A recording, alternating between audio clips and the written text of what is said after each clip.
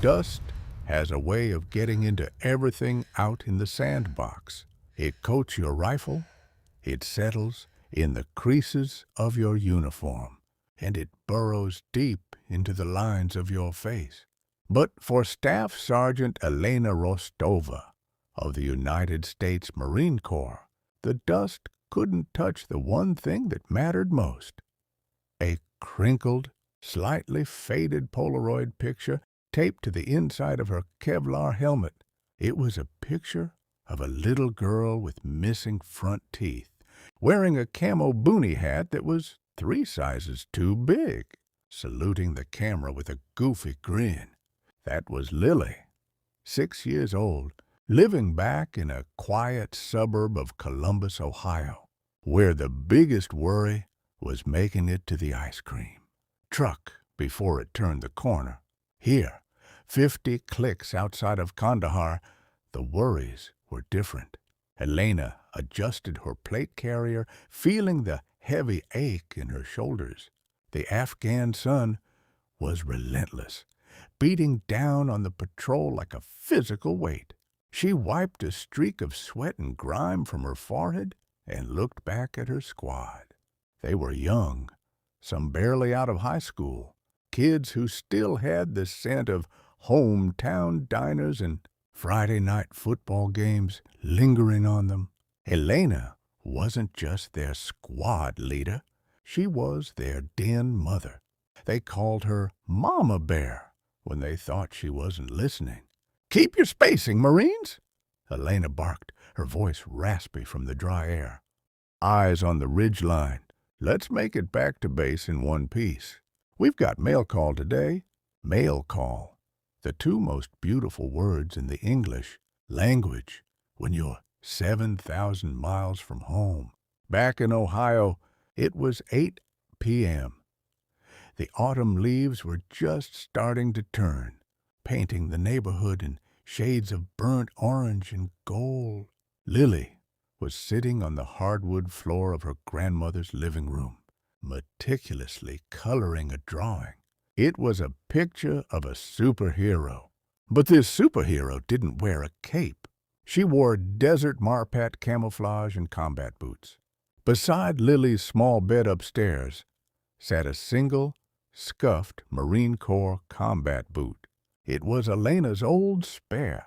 Every night, Lily would put her small hand inside it, feeling the worn leather, pretending she was holding her mother's hand. "Time for bed, sweetie."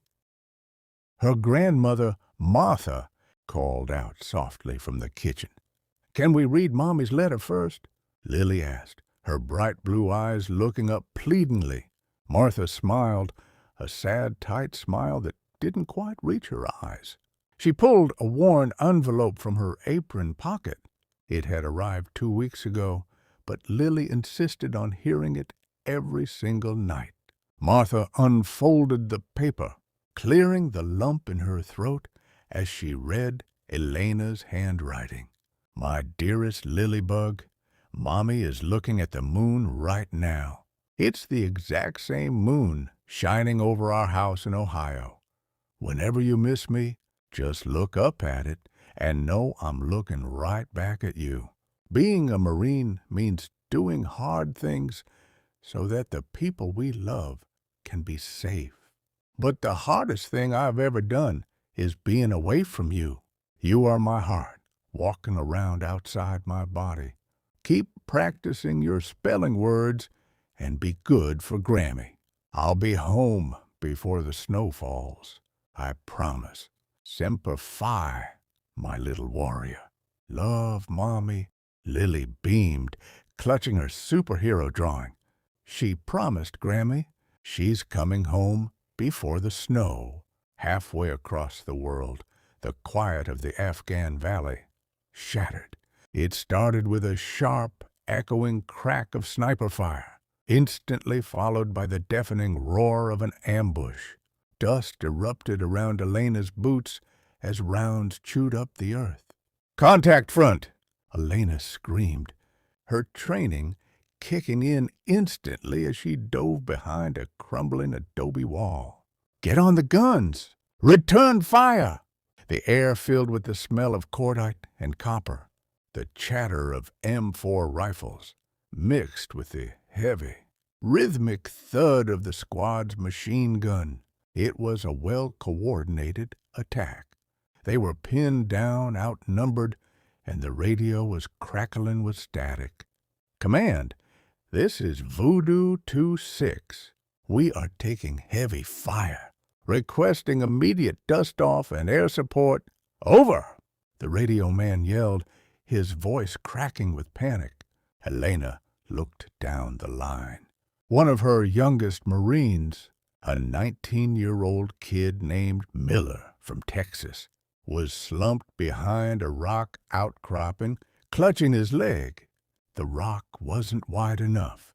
He was completely exposed to the crossfire. Elena didn't think. The maternal instinct that made her carefully pack Lily's lunchboxes back home was the exact same instinct that drove her into the kill zone. "Covering fire!" she roared. She broke from the wall, sprinting through a hail of bullets.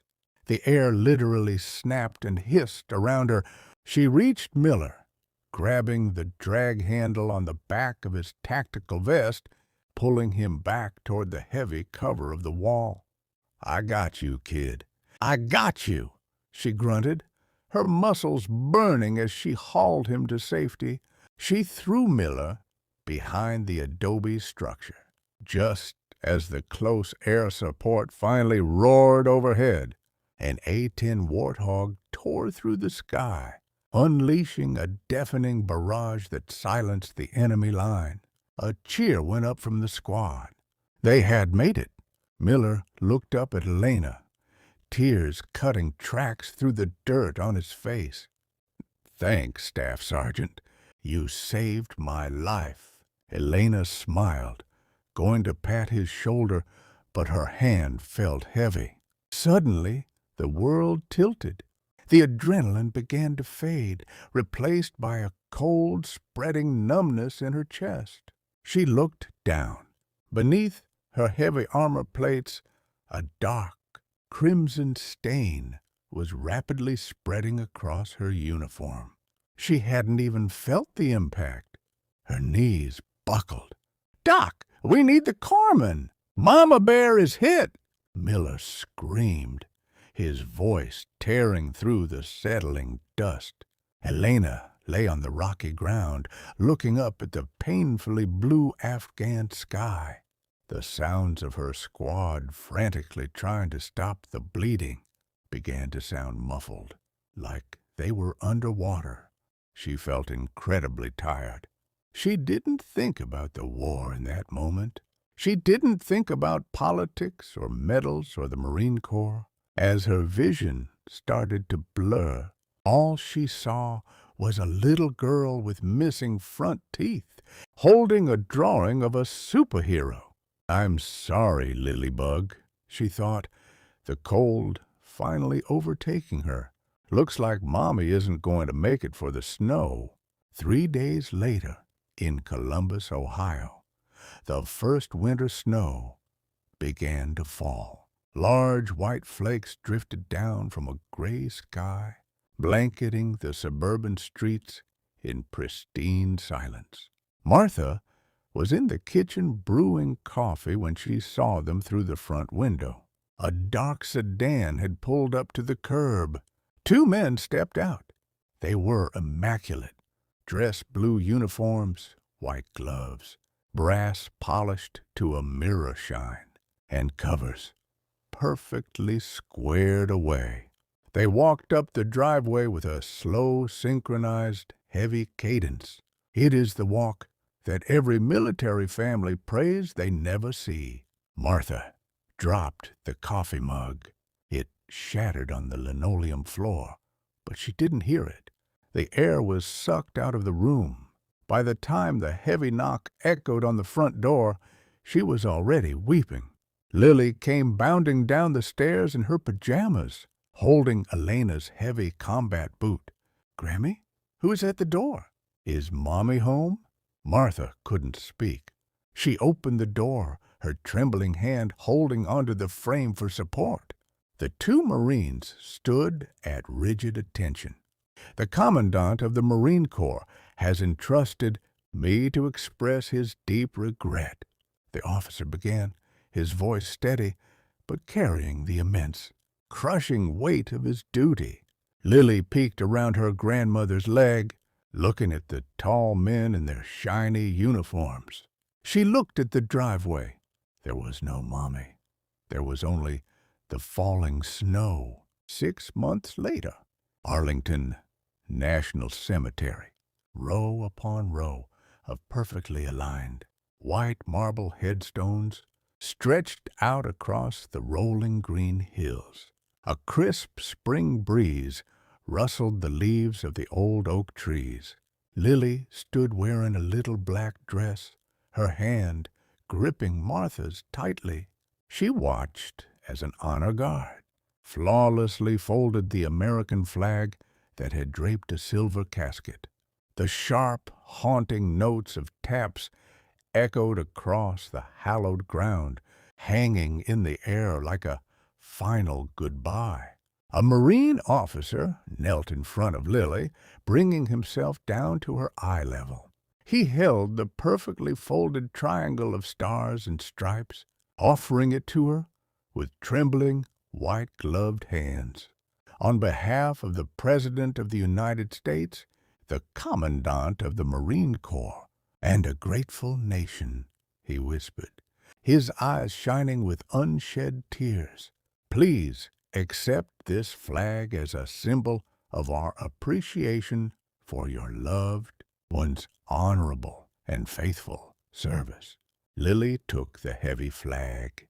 It felt warm in her small arms. Hanging around her neck, resting over her heart, was a silver chain holding a set of battered metal dog tags. Elena was gone. The world had lost a Marine, a hero, a squad leader. But looking at the cold marble stone bearing her mother's name, Lily knew the truth. A Marine is what she was in her boots. But in her heart, she would forever just be Mommy. And as Lily looked up into the clear sky, she knew her superhero was still watching. Video created by Sub-81M Rock